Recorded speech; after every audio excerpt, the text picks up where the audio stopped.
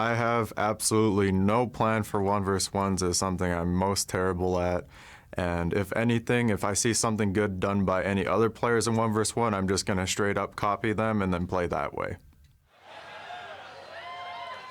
Well, there you have it, ladies and gentlemen. What a start to our 1v1 tournament, but it's time to move on to our second battle of the evening.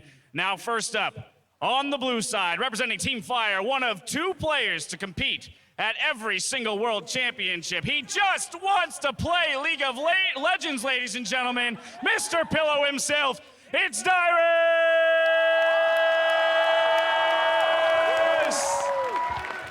And on the red side for Team Ice, hot off his victory in the 1v1 tournament at the International Wildcard All-Stars in Melbourne, representing the Commonwealth of Independent States, it's Kira! Well, it's time to load up and come out fighting. Come out fighting indeed, the crowd favorite. You can hear it, Dyrus. They won't let him retire, man. They want him to keep trying to play League of Legends. They do, but it's all about my boy Kira from the IWCA International Wildcard, defending 1v1 champion.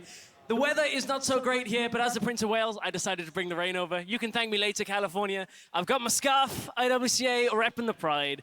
It's all about Kira, the champion, is gonna dumpster retire us in this one. I'm gonna have to disagree with you here, Stress, because Dyrus is going to be bringing the heat for Team Fire this time around. Let's see how it happens in picks and bans. We're already through it. Yeah, already Lucian, through. Quinn, got off the board. The insta-lock for Caitlyn by Kira. Put this in perspective. Kira literally played 2 champions. Why is this guy not an AD carry? It beats me. He beats some of the best wildcard AD carries. BRTT lost and got outplayed by Kira in a Caitlyn mirror matchup at IWCA. So at this point, I really don't know. Dyrus, this one should have been an easy read. Well, you know, you heard in his game plan he was just going to try to go for the copy, but he can't copy what's blind. So let's see what he decides to pick up and if it's going to work out. There's still that Caitlyn available, some other AD carries, but Lucian, Quinn, all these off the board. If he locks this Malzahar, though. Well, we heard Zyrene talk about it, the AD Malzahar, where you just try and all in at like level 2, level 3. He's going for it. Brand works. Mal's, for the very similar reason, with the dot, does do a lot of damage. I guess this was the result of Dyrus crowdsourcing earlier. You heard Crepo talk about it, Dyrus tweeting. I don't know what to pick for 1v1s. He's pretty much never had them. So he really is just going to go all in on this kind of half-cheese strat. I like it. I like the strat with the Malzahar. It's pretty good.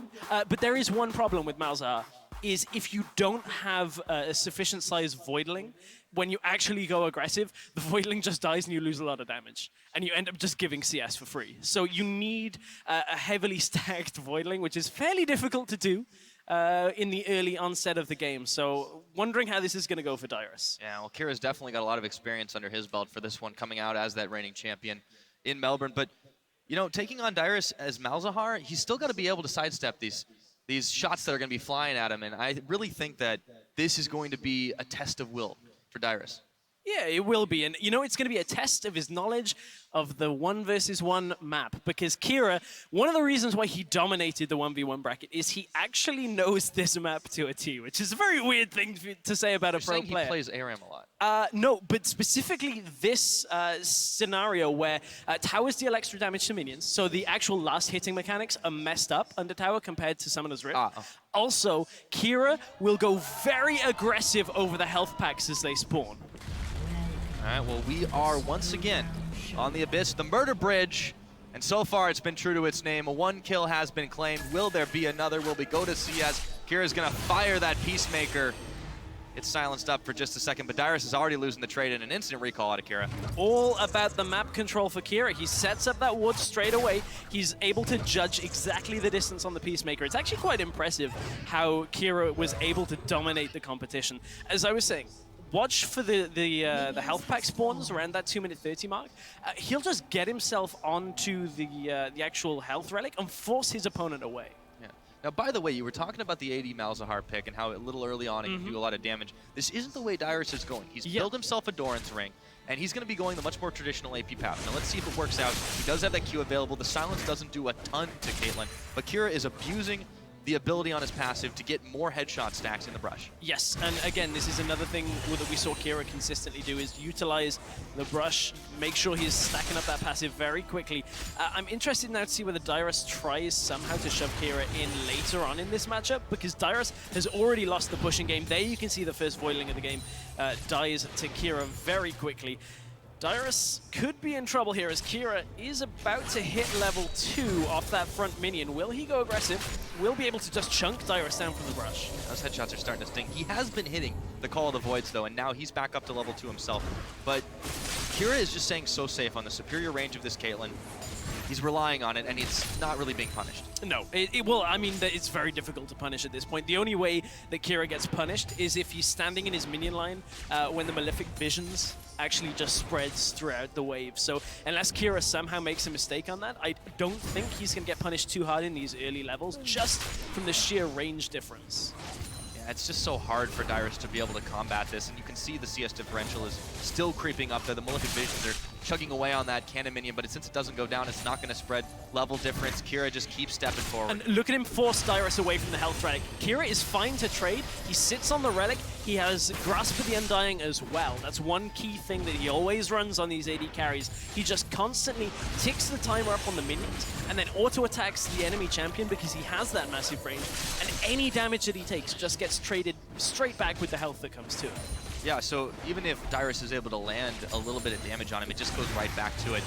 Does get a nice Q between the minion waves. Kira's still able to chunk him out though. But Dyrus actually has a level advantage here for just a moment. We'll see if he goes a little farther forward with it. The Grasp of the Undying's flying back and forth, but I feel like Kira is able to just come a little bit further ahead on it. And then not only his main mastery here, but he's got that lifesteal on the Doran's plate. But it's so difficult right now for Dyrus to do anything. His health relic isn't up yet, and it's not due up for another good few seconds here. It's another about 15 to 20 seconds before it's due up. I believe it's 75 seconds on the map, so Kira it's might get actually 3:45 it's due up. You can see Kira shoving it in. He knows that the minion wave is coming. He has to shove this in the next 10 seconds and force Dyrus back, because then there's no way for Dyrus to do anything. He forces the recall and is going to get turret damage out pretty safely here as Dyrus has to get away. Well, he's not going to back just yet. He's got his Voidling available, but he's running out of minions fast. Kira steps up, gets the health relic. Yes, he burns it away on a shot from the tower, but Dyrus is just zoned out of this farm. It is 30 to 16, and he is not looking too healthy. The Voidling's going to go down. Kira's still just trying to keep the minions within tower range so he can just keep on firing it down, and Dyrus has got nothing to do. And this is the kind of situation that a big timer goes on to Dyrus now.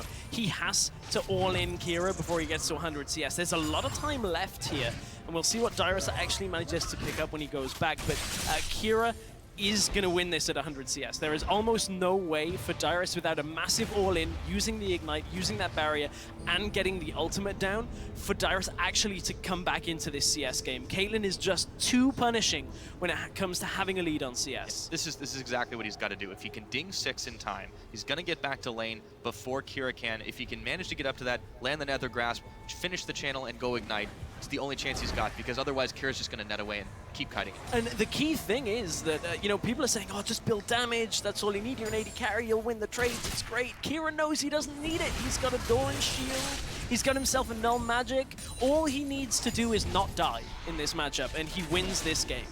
And that is what made him so difficult to deal with in IWCA, because nobody seemed to ban both of the AD carries away from him, and Kira would just play for the late game. And if you made a mistake, he'd punish you before. Now Dyrus did manage to get his other health relic there. He is going to land the Q. He does get Malefic Visions on, but more CS traded over to Kira. And that's an ace in the hole. Dyrus takes a little bit more, throws down the null zone as well. And he's not 6 yet. He can't get the Nether Grasp. He does get some serious damage, and Kira's got to be careful playing with fire there against the Team Fire top laner. Yeah, that was messy out of Kira.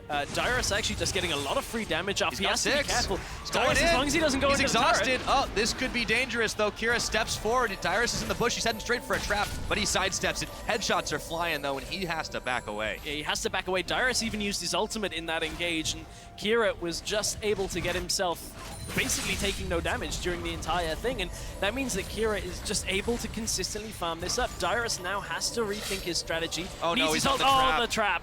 Headshots, vision. Kira just keeps trading back, and he gets the health back. On that last trade too, Dyrus, he canceled his ultimate. It really was an inopportune moment for him, but he had the chance, he just didn't quite get it. Now Kira's just gonna keep on stacking the CS, 54-31. Dyrus is staying alive, but this game could be over. This game is pretty difficult for Dyrus. Goes for the net, picks Yep. it up. Dyrus just can't get there in time, and he takes a Peacemaker to the back of the head. Again, it's just all about control over those relics. No potions for Dyrus, there's potions for Kira, so all he has to do, take the relic, chug a pot. The actual effective health he gains from that, it just outweighs everything Dyrus can throw at him. The one thing to keep in mind, Exhaust is on cooldown for Kira. Dyrus has his Ignite, has his Barrier, and the ultimate is going to be up before Exhaust is available once again. So Kira has to respect that, because Dyrus can look to go for an all-in. It just is going to have to be a very well-placed all-in, because he's going to need probably a little bit of help from minions as well in order to take down Kira. Kira's gonna back here. He's got almost no mana. He's standing on the Hell Shrine, but Dyrus is going straight for him. Throws down the Null Sphere to stop that, and takes a little bit of minion damage, but he might look to go all in here. No, has to back away. A lot of damage from the Caitlyn. Yeah, it's because he doesn't have his ultimate. If Dyrus had his ult, I think he may have gone all in there. Although he will pretty much need his full rotation to be able to do that. gonna try. See, Not the quite. Boiling is starting to charge up, but he's losing a lot of the potency as it's attacking the trade, though. minions. It is. It's a decent trade, but remember, Kira's got the pots. Kira's just going to sustain up here. Ooh, Takes a lot of damage there. However, Dyrus still wants to trade back. He's going to throw down the barrier. Kira wants to try and push him further back, but Dyrus has got his ultimate up and available. Ace in the hole. Barrier is also popped on him. And he decides to go for it. All of this is Kira buying time for his Exhaust. That's really everything that Kira is doing here, is just throwing as much at Dyrus to force him not to engage. And as soon as that Exhaust is back up, Kira knows that the game is done. It's really just like a game of chess at this point. Dyrus, unfortunately, doesn't have as many winning moves. The other thing here is Kira can recall very freely. The CS lead he has built up here, 72-47, means that Kira is never going to miss more than a wave and a half. He backs away, still maintains the lead, gets his Hex Drinker now, and is able to survive any kind of all-in that Dyrus should throw at him. And you can see now Dyrus has only just gone up to 50, and the turret is going to take damage, but it is not going to be enough to take the turret down. Of course, remember, 100 CS, turret kill, or first blood will win you a 1 versus 1.